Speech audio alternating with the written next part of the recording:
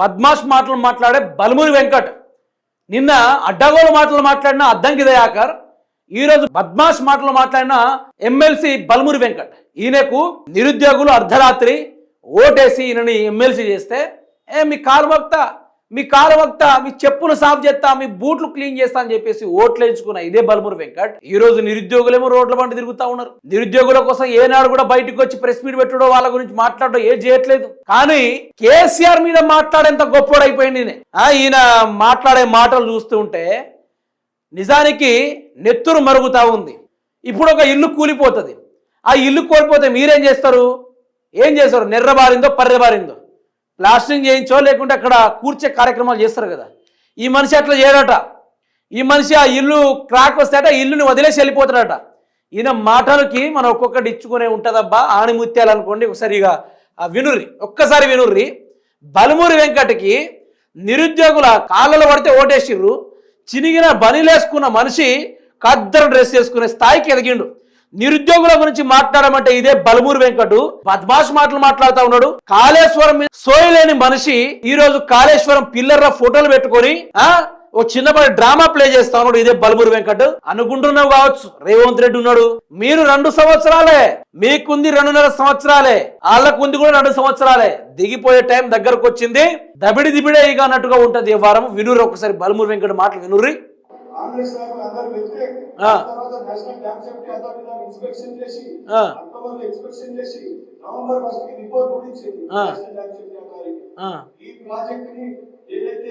సరైన నాణ్యత లోపాలు ఉన్నాయి, ప్రాపర్లీ ప్రాజెక్ట్ కట్టలేదని చెప్పి చాలా క్లియర్ కట్ గా చెప్పడం జరిగింది. మీ దగ్గర ఉందా రిపోర్ట్ అడుగుతున్నా. బల్మూరి వెంకట్ నీకు ఇంగ్లీష్ అర్థమవుతుందా?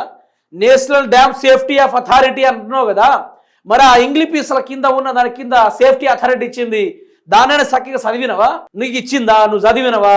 నువ్వు ఇంజనీర్వా? నా సరైన నాణ్యత లోపాలు ఇచ్చిందని కేంద్రమే చెప్పింది కదా. Kaleshwaram is the world biggest lift irrigation అని చెప్పేసి ఈ రోజు పార్లమెంట్ బల్ల బుద్ధి చెప్పింది కదా.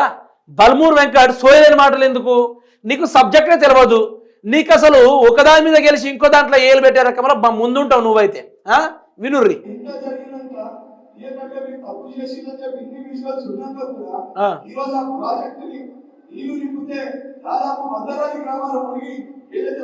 ఏందది? కూలిపోతే మొత్తం విజువల్స్ ఉన్నాయట.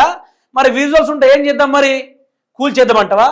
మరి రేవంత్ రెడ్డి గారు కూడా ఓటుకు నోటు కేసులో దొంగగా దొరికింది. మరి ఆయన ఏం చేద్దాం? ఆ విజువల్స్ కూడా ఉన్నాయి కదా. మరి ఆయన బొక్కలో వేద్దామా, జైల్లో వేద్దామా? మీరే చెప్పండి, ఏం చేద్దాం? బల్మూరి వెంకట్ గారు మీరే చెప్పండి.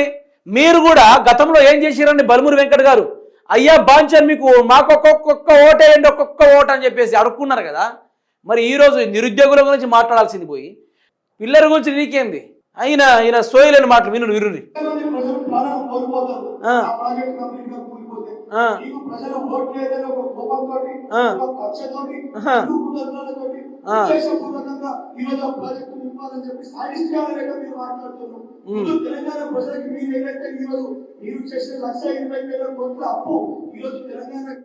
దీన్నే సన్నాసి మాటలు, సోయలేని మాటలు ఏమంటారు దాన్ని, రెచ్చగొట్టే రాజకీయాలు.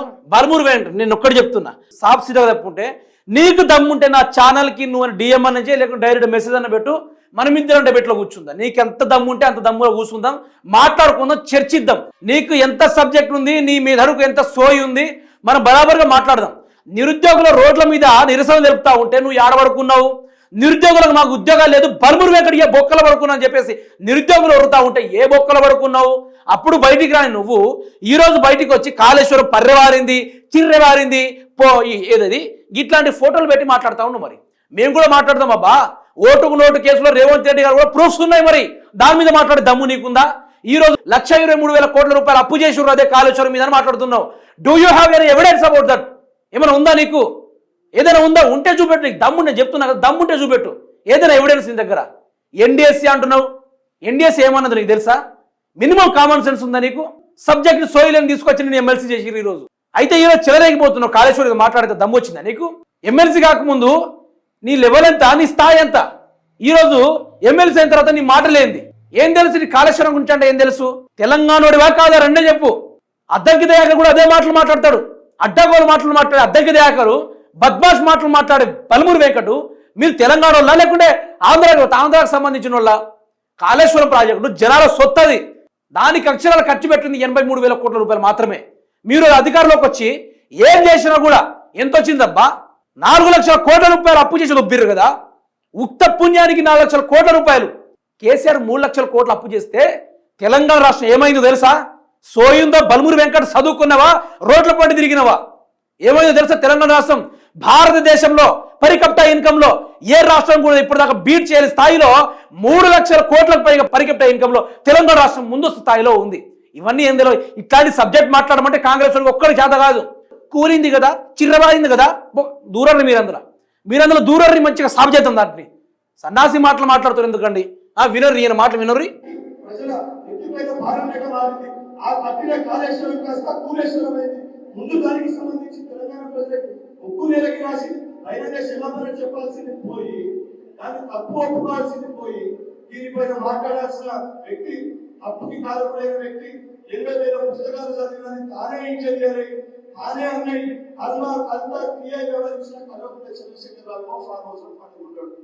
ఆ రోజు కల్వకుంట్ల చంద్రశేఖరరావు గురించి మాట్లాడే ఆ స్థాయి అనేది, పదవులు రానప్పుడు మీ బతుకులెంత, పదవులు వచ్చిన తర్వాత మీ మాటలెంత.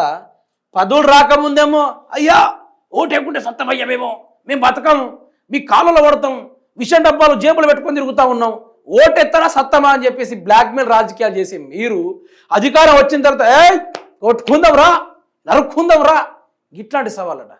80,000 పుస్తకాలు చదివిన కేసీఆర్ తానే ఇంజనీర్.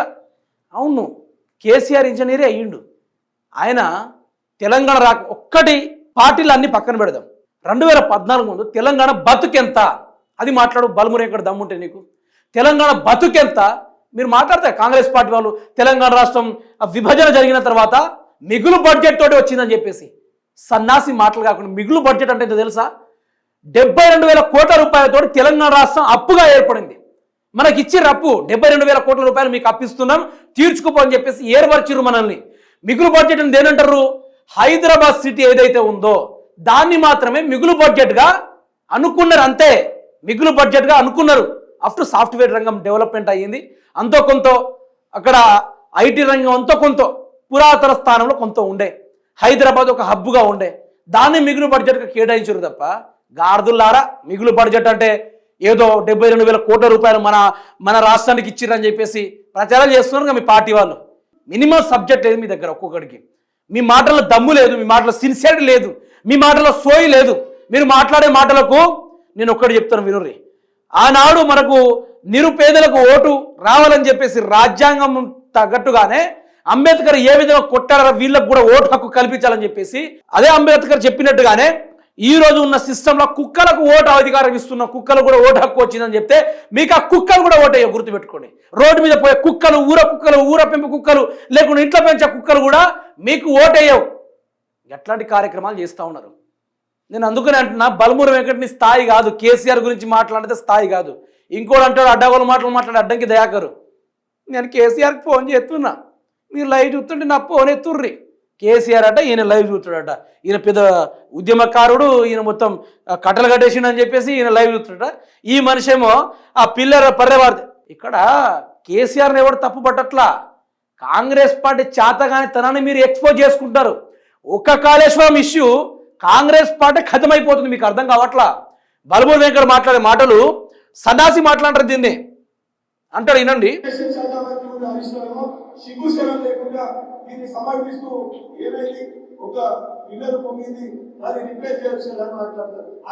బల్మూరి వెంకట హరీష్ రావు గురించి మాట్లాడే స్థాయి అనేది, ఆయన ఉద్యమాల్లో మిలియన్ మార్చ్ అప్పుడే ఆ టైంలో ఆంధ్ర పోలీసులు తెలంగాణ మీద పెత్తనాలు చేస్తూ ఉంటే ఒక్కొక్కరిని ఉరికిచ్చి తెలంగాణుడి కాదారా ఆంధ్రోడి వారా అని చెప్పేసి ఆనాడు ఉద్యమాల్లో తనదైన పాత్రను పోషించిన నాయకుల్ని పట్టుకొని ఏం మాటలు బల్మూరి వెంకట అవి. అంతా నిజంగానే ఎట్లా ఉందంటే వీళ్ళ మాటలు ఆ మధ్యకాలంలో ఒక బలిసి కొట్టుకున్నాడు చూసిర్రా, గట్ల మాట్లాడుతున్నాడు ఈయన మాట్లాడే మాటలేనా? నీ స్థాయి అంత ఆఫ్టర్ ఆల్ ఎమ్మెల్సీవి. ఒకసారి ఆయనకు ఆర్థిక శాఖ ఇచ్చిర్రు, ఆ తీరుగానే ఆయన పనిచేసిండు. ఒకసారి ఆయనకు నీటిపారుదల శాఖ మంత్రి ఇచ్చిర్రు, ఆ తీరుగానే చెరువులలో మిషన్ కాకతీయ మిషన్ భగీరథ అనే స్కీమ్స్ తీసుకొచ్చి తనదైన ఏదైతే మంత్రి పదవి ఇచ్చారో ఆయన దాన్ని నెరవేర్చిండు, చేసిండు. అది మగోడి లక్షణం అంటారు బల్మూరి వెంకట్ గారు. మరి మీ పార్టీలో మీకు నిరుద్యోగుల కోసమని నీకు ఓటేస్తారు. మరి నువ్వేం చేస్తున్నావమ్మా? ఏం చేస్తున్నావు? పర్రేలు వారింది చిర్రలు వారింది అంటావు. సరే ఇంకా వినురి. ఈ రోజు నువ్వు ఇంట్లో ఉండే ఇంట్లో ఈ మేలు పిల్లకి పగవాస్తే ఇంట్లోకి బయటికి పోతావా? లేదా మేస్త్రిని తీసుకొని ప్లాస్టిక్ వేసి అదే ఇంట్లో ఉంటావా? మేము మనుషులం కాబట్టి మా ఇంట్లో చిరక బాసిన పిల్లర్ కుంగిపోయినా ఇంకో పిల్లర్ పెట్టుకుంటాం, లేకుంటే చిరక బాసిన కాడ ఒక గాడిదను తీసుకొచ్చి మొత్తం రిపేర్ చేపిస్తాం. మరి మీ లెక్క కాదు కదా. తెలంగాణ సొమ్ము దోచుకున్నారు, తెలంగాణ ప్రజలు దోచుకున్నారు. 4 లక్షల కోట్ల రూపాయలు అప్పు చేసి దోచుకున్నారు కాబట్టి ఇంత పర్రె బారిన చిర్రె బారిన మీరు కొత్త ఇల్లు కట్టుకుంటారు. మేము తెలంగాణలో కాబట్టి మేము బాగా చెప్తాగా అదే ఇంట్లో మేము రిపేర్ చేసుకుంటాం. మేము మనుషులం కాబట్టి. మీరు గాడిదలు కాసేటోళ్ళు కావచ్చు, అందుకని మీరు ఆ ఇంట్లో ఉండరు. ఏం మాటలు మాట్లాడుతున్నావు? తెలుగు ఉండే మాట్లాడుతున్నావు బల్మురి వెంకట్. తెలివి ఉందా? మెదడులో నీ నెత్తిన పెండ గిట్ల పెట్టుకున్నావా, లేకుంటే గింత మెదడు గిట్ల ఏమైనా ఉందా? మెదడు గిట్ల జారి మోకాళ్ళలో పడేదా, లేకుంటే పెండ నేలకుందిన పెండ కాస్త నెత్తిలో వచ్చి పడిందా? ఏం మాట్లాడుతున్నావు బల్మురి వెంకట్? నిన్ను ఎవరైనా నాయకుడు అంటాడా? నిన్ను ఎవరైనా అసలు ప్రతిపక్షంలో పట్టించుకుంటాడా? అంతో కొంత నిన్ను నేను హైలైట్ చేస్తున్నా. అనవసరంగా నీ టాపిక్ తీసుకొని నిన్ను నేను హైలైట్ చేస్తా ఉన్నా అంతే తప్ప నిన్ను ఎవడో కూడా తెలియడు. నీ ముఖం అంటే కూడా ఎవరికి తెలియదు, నీ పేరంటే కూడా ఎవరికి తెలియదు. ఈయనట ఇల్లు కూలిపోతాట, ఇల్లును విడిచేటి పారిపోతాడట. బా ఏం సోది ఉన్నారా మీరు?